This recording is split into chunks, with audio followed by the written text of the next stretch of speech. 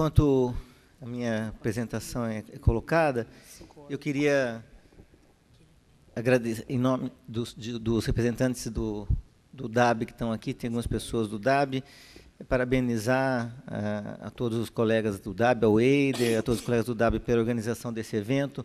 Um evento desse porte não é nada fácil de se organizar, quem já organizou sabe disso. Então, parabéns pela ousadia e pelo resultado alcançado, que acho que foi muito importante. A atenção básica é o alicerce de qualquer bom sistema nacional de saúde, e a gente precisa refletir cada vez mais sobre a atenção básica do nosso SUS.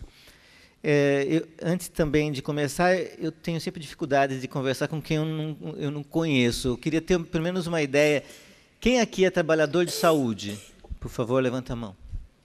Mas que está trabalhando na assistência, digo eu, né? Não na gestão. Trabalhador da assistência.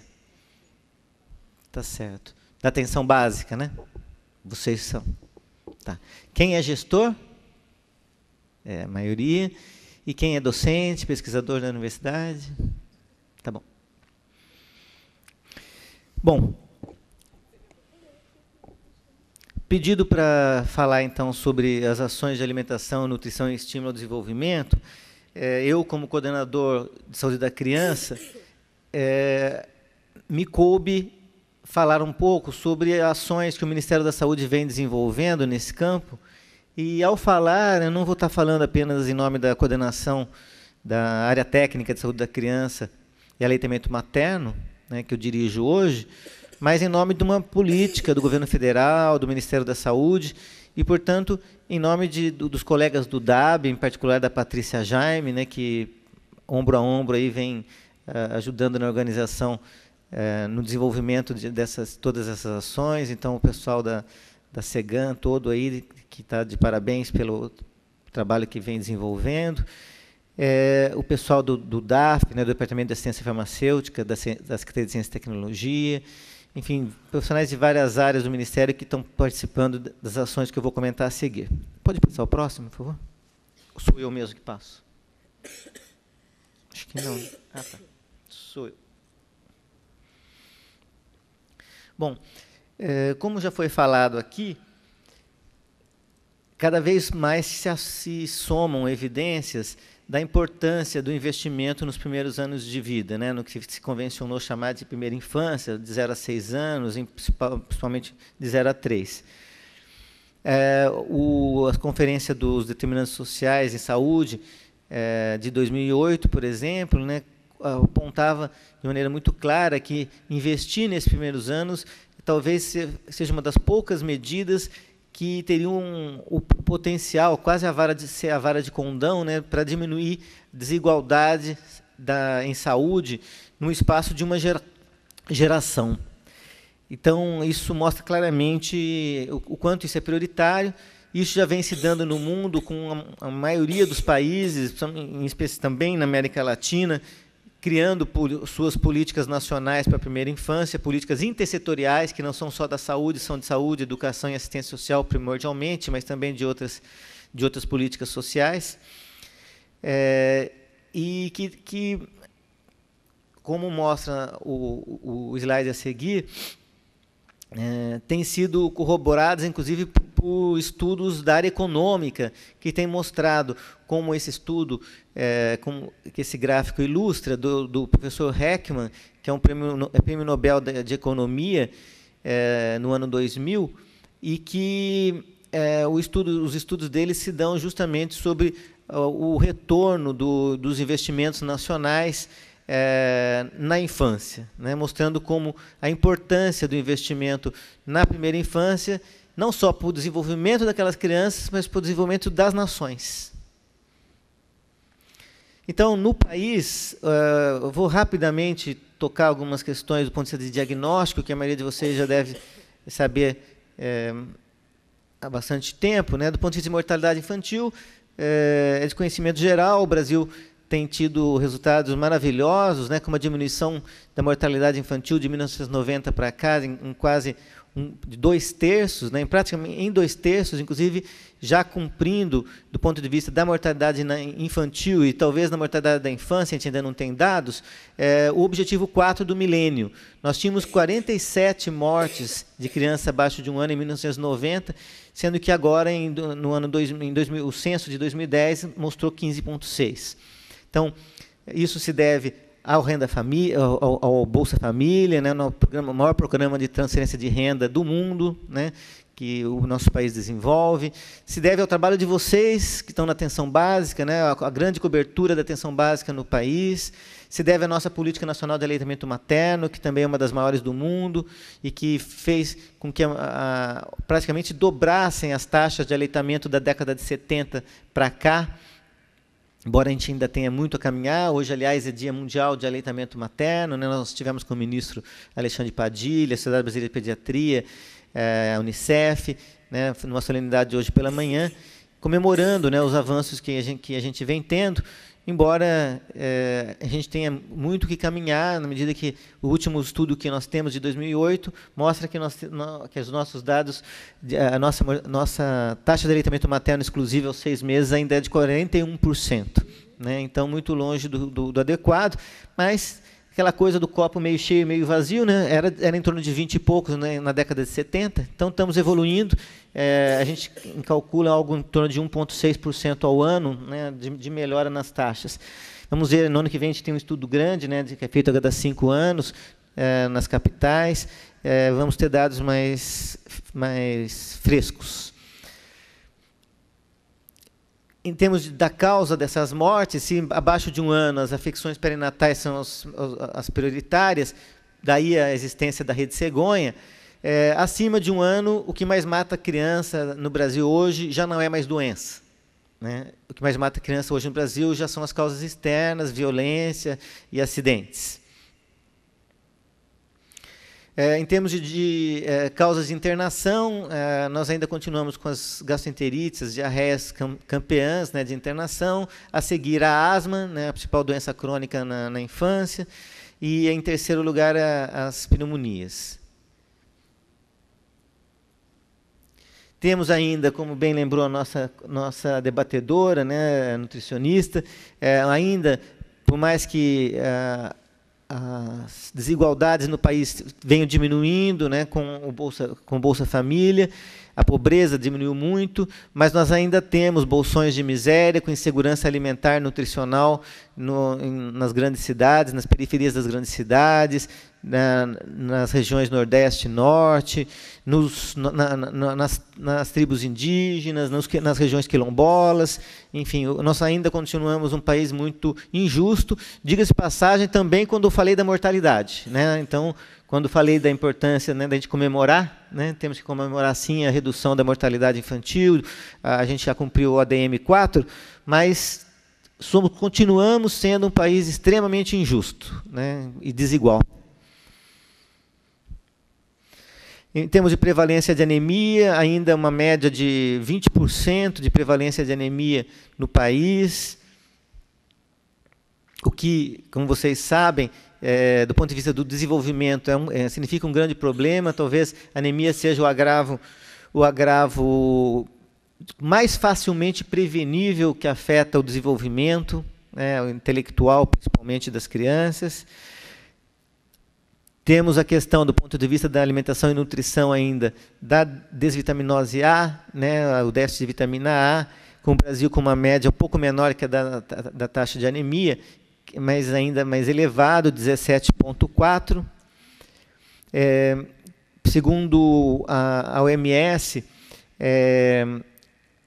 a partir de 10% o problema de prevalência, a hipovitaminose A já é considerado um problema de saúde pública moderado, então seria o caso de praticamente todo o Brasil. Vocês veem que, exceto a região sul, todas as outras regiões se encaixariam nessa classificação da OMS, sendo que o Sudeste, né, surpreendentemente, lidera essas estatísticas. O aparelhinho aqui nem sempre responde. Bom, para dar conta desse diagnóstico dessa situação da infância brasileira hoje, e dessas evidências que se acumulam, como a Alessandra Schneider bem lembrou, né, sobre a importância do investimento nessa faixa etária, nasce a Ação Brasil Carinhoso. Essa ação, lançada pela presidenta Dilma em maio passado, ela compõe o programa, faz parte do programa Brasil Sem Miséria. A presidenta Dilma fez questão de salientar isso. A questão da eliminação da miséria no país virou uma verdadeira obsessão da nossa presidenta, sorte nossa, né? E ela está entendendo que trabalhar a primeira infância nesse contexto é essencial. O que compõe essa ação Brasil Carinhoso? Do ponto de vista do MDS, do Ministério do Desenvolvimento Social, o que integra a política é a extensão do programa Bolsa Família, quer dizer, aquela garantia de uma renda de R$ 70,00, pelo menos, per capita, agora para as famílias que têm crianças na primeira infância. Vocês sabem que o Bolsa Família, até então, ele contemplava as famílias de crianças do ensino fundamental, né? Então, agora ela já contempla as famílias que têm crianças de 0 a 6, sendo que isso se justifica porque essa é a faixa etária que concentra maior percentual de indivíduos pobres, né? Então, a maior parte é na infância, infelizmente, na primeira infância, que estão a maior parte dos pobres do nosso país. Então, se nada for feito, a gente pode fazer aqui um exercício de imaginação. Essas crianças que serão adultas daqui 20 anos, imaginemos nós como será nosso país daqui 20 anos, né? O quão desenvolvido no caminho que o país vem traçando, o quão desenvolvido deveremos estar, e com uma grande geração de adultos jovens que tendo crescido nas condições de miséria, né? Então, essa é uma questão urgentíssima, que não dava para esperar. Então, essa providência de incluir no Brasil Carinhoso essa ação da extensão do Programa de Erradicação da Miséria, do Bolsa Família, para famílias que tenham crianças nessa faixa etária é essencial. E muito bom foi que, ao contrário do que se pensava antes, de início o que se projetava era que se pagasse o Bolsa Família, os R$ 70,00 a mais, por criança dessa faixa etária. E daí, obviamente, no meio do caminho, a gente percebeu que não adiantava, tinha que ser para a família em todos os componentes de famílias que têm crianças nessa faixa etária, né? Do ponto de vista do Ministério da Educação, a questão da ampliação do número de vagas em creches. Vocês sabem que para a pré-escola, o Brasil hoje já tem uma cobertura boa, de em torno de 80% das crianças de 4 a 6 anos tem hoje uma pré-escola. Quando a gente fala de creche, a situação é muito diferente. Os estudos variam, mas a gente teria hoje em torno de 18 a 23% de cobertura de creches no Brasil hoje. É muito pouco.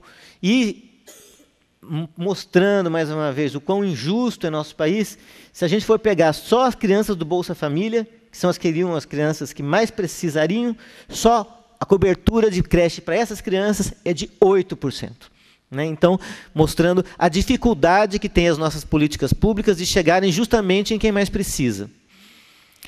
Do ponto de vista da saúde, agora já afunilando, né, chegando no nosso quintal, as ações criadas foram a ampliação do programa Saúde na Escola para creches e pré-escolas. Também era um programa que até este ano, de 2012, contemplava só crianças acima de 6 anos, do fundamental.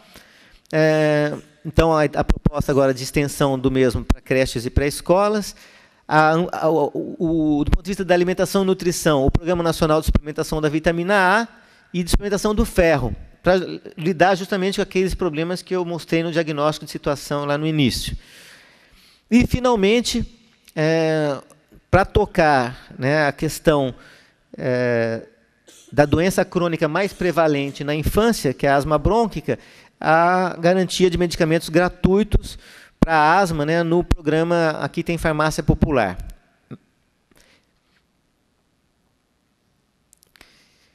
Então, a ideia, né, com relação aos programas de suplementação, no caso da vitamina A ideia é a gente caminhar para todos os municípios brasileiros, né, na faixa etária, a faixa etária de 6 meses a 5 anos, que é a faixa etária de preocupante. Trabalharmos no Programa Nacional de Suplementação de Ferro a expansão do acesso ao sulfato ferroso em todas as unidades básicas, descentralizando a compra, que hoje é feita pelo Ministério da Saúde de forma centralizada, está sendo pactuado com CONAS, CONASEMES, na tripartite, esse processo.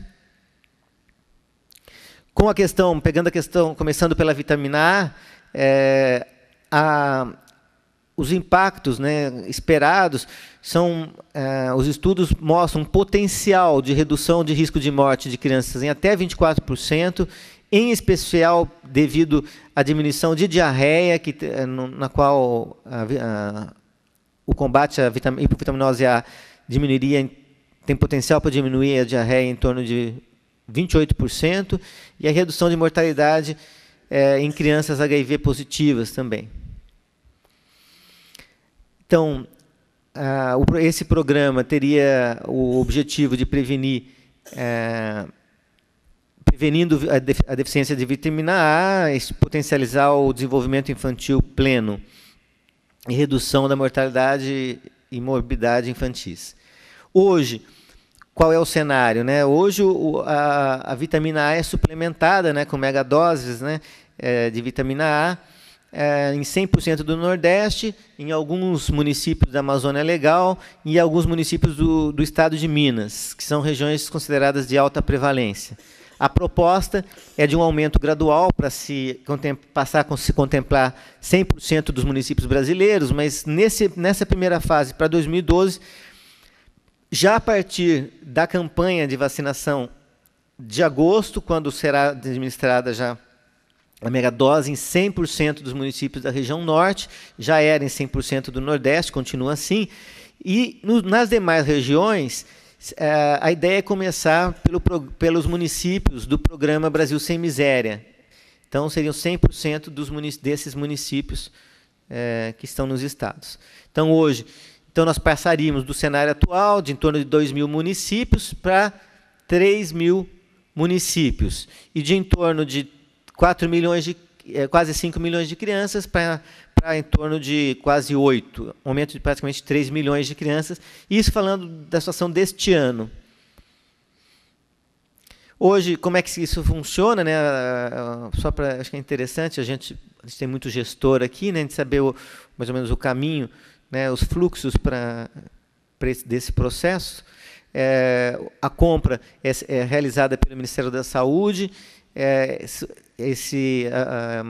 enviado aos estados as ampolas de vitamina A, que chegam aos regionais de saúde, por sua vez aos municípios, e as unidades básicas que oferecem a vitamina A na rotina dos serviços e nas campanhas de vacinação. A semelhança do que acontece com as vacinas. Só para, como a gente tem também trabalhador de saúde aqui, né, e isso para muitos municípios é novidade.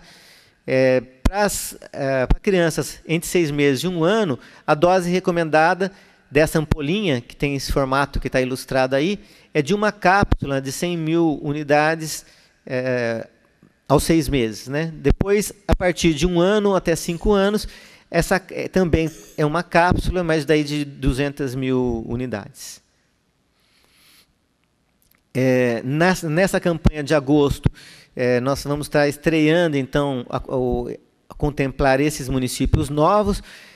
A ideia é de trabalhar de forma igual a que a gente faz com as vacinas, né, nas campanhas, registrando nas cadernetas de saúde da criança. Nós vamos ter um grande apoio da Pastoral da Criança para a divulgação desta ação que é nova.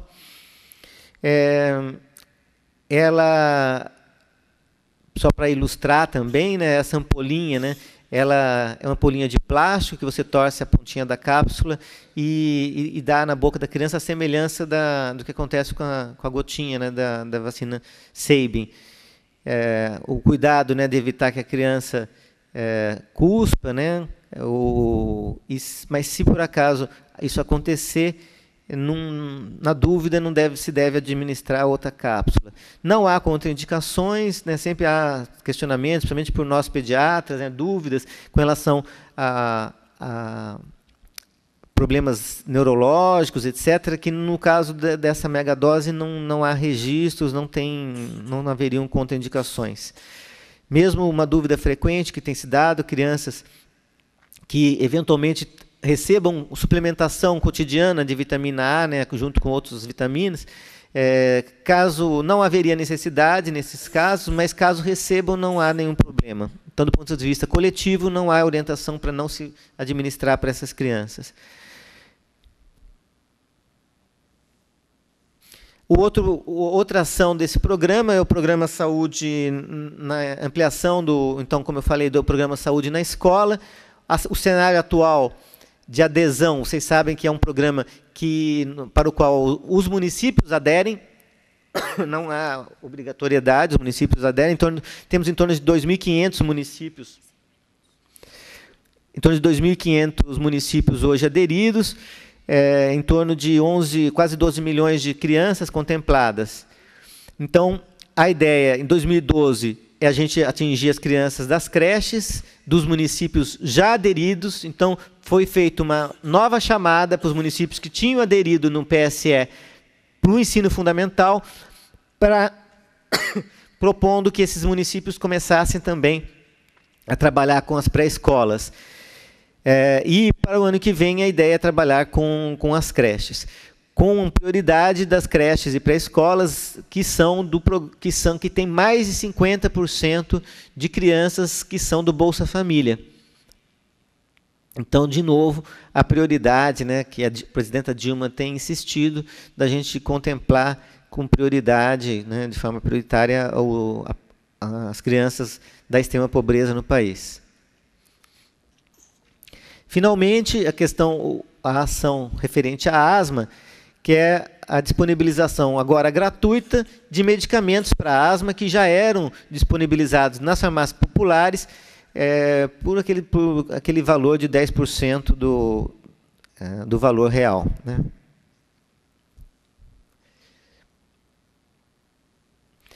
A gente tem uma informação interessante, já nesses primeiros meses, esse processo começou em julho, não tem nenhum mês, mas nesse primeiro mês de disponibilização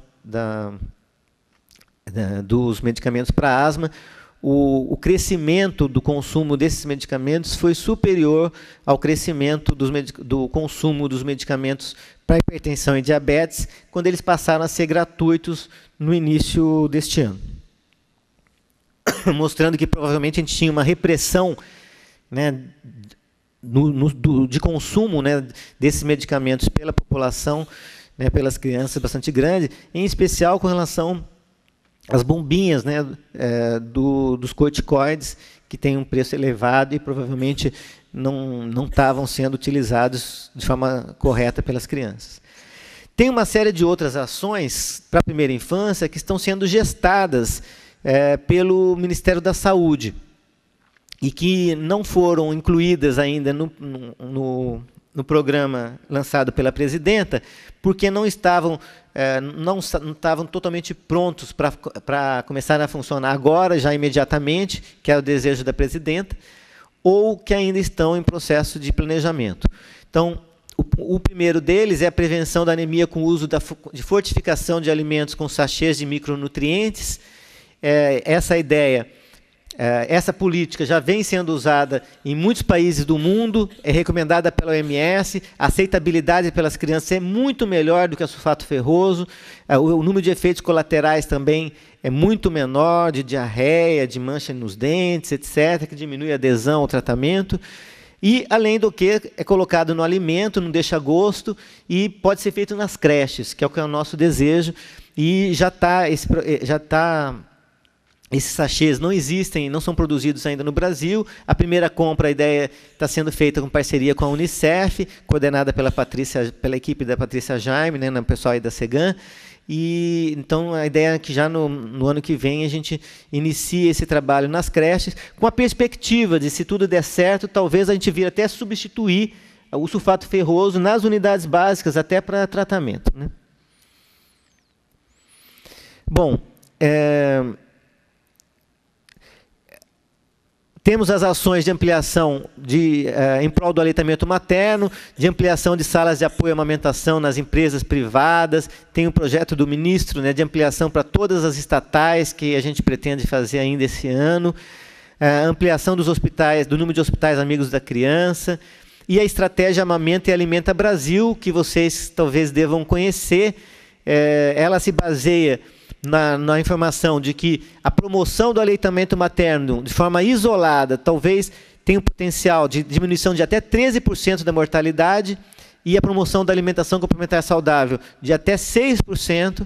Então, isso é importantíssimo de ser feito, né, para as nossas crianças na primeira infância, nos 2 primeiros anos de vida, como bem falou nosso colega lá de Pelotas, da importância nessa estratégica dessa faixa etária, da gente garantir que nossas crianças fiquem no peito de forma exclusiva até 6 meses e a partir daí tenham uma alimentação complementar saudável. E que, então, nossos profissionais de atenção básica sejam multiplicadores de informações adequadas nesse campo, e não só de multiplicadores de informações, mas que saibam trabalhar com metodologias que sejam mais convincentes para a população. Para quem não está muito a par dessa nova estratégia, ela é uma fusão de 2 estratégias já existentes, que era a Rede Amamenta Brasil, que vinha sendo desenvolvida pela saúde da criança, né, a área que eu coordeno, e da INPACS, a Estratégia Nacional de Alimentação Complementar Saudável, que é ainda, né, desenvolvida pelos companheiros da SEGAM.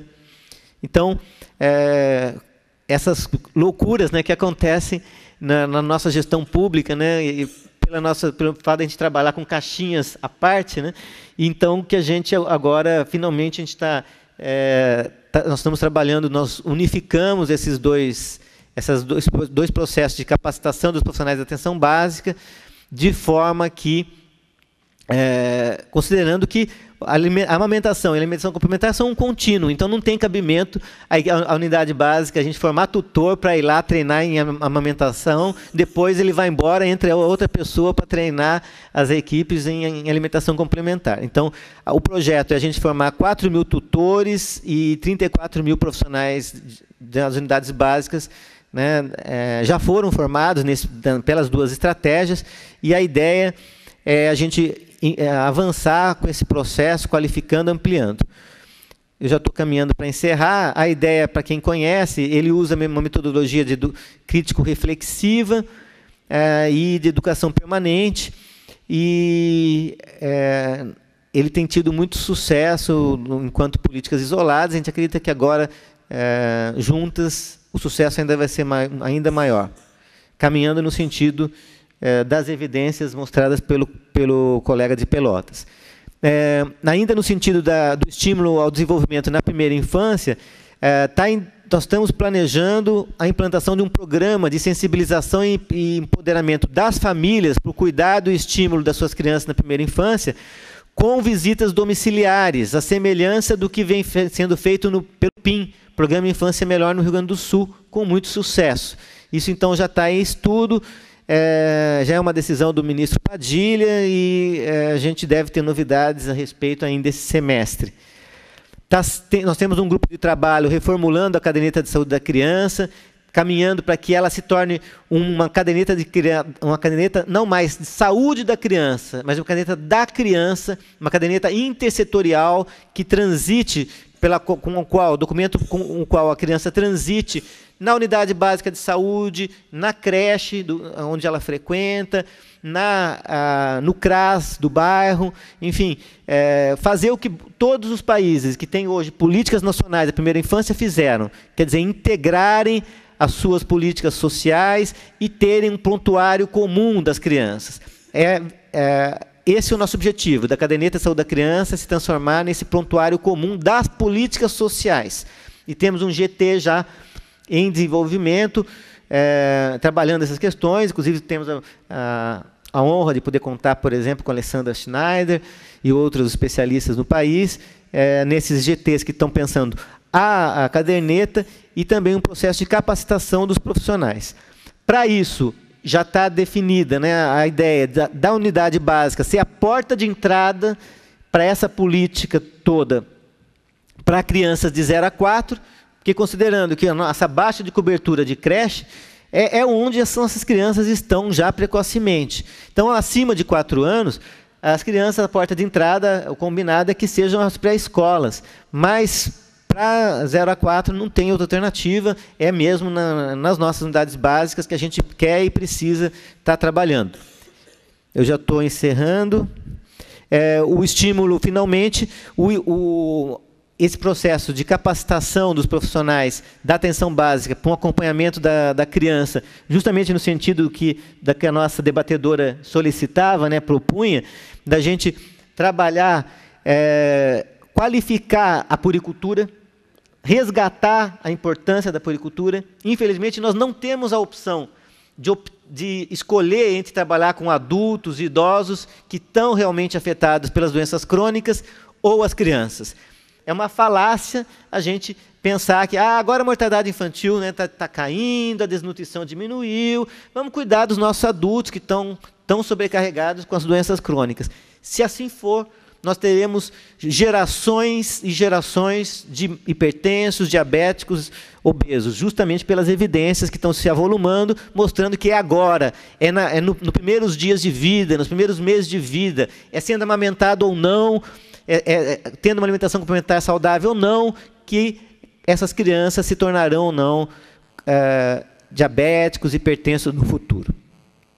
Então, a ideia é a gente trabalhar qualificando a puericultura, em particular, o olhar dos profissionais para o desenvolvimento, que não se restrinja mais ao neuromotor grosseiro, ao crescimento, quando muito. A gente precisa caminhar para uma avaliação, em especial, do psicossocial, um olhar para aquela relação mãe-filho, família-filho, né? Como é que está aquilo. A suspeita de violência, como eu falava, hoje, a principal causa de morte nas nossas crianças não é mais doença, é violência, é acidente. Nós, profissionais, precisam estar capacitados para isso.